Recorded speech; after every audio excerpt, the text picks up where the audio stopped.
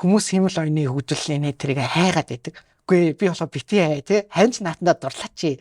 Одоо та 10 хүнтэй за нэг 10 хүнтэй бизнесийн компани байлаа гэхэд та 10 хүнээ халаад бизнес эхлэнэ гэж яах юм бол энэ таны амиа бодсон хэрэг баггүй юу?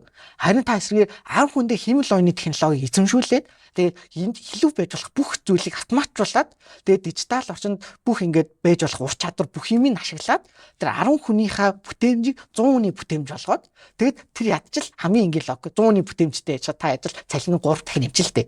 Тийм үстэй. Тэнгүүд хийн ашигтай болж байгаа. Бизнес эрхлэгчтэй. Тэгэхээр энэ боломжуудыг ерөөсөө бити алдаа. Хэрвээ яг энэ зүйлээс ингээ хоцроод эхлэх юм бол би миний л бийдсэн юм шүү дээ. Би хоцсон чинь яах вэ дээ гэж бодож болохгүй байхгүй. Яагаад бол миний анзаарч байгаа Монголын бизнесүүд нэг зүйлдээ тогтоод энэ ингээ болж байгаа юм чинь болж байгаа гэсэн нийтлэг хандлагатай.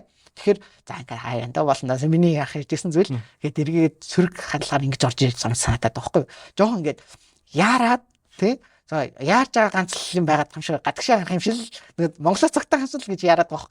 Үгүй хэдүүлээ нэг компани хөгжүүлъя гэд та компани хөгжүүлээ гэж ярий. Оюутнууд нь би хичээлээ сайн хий гэж ярий те.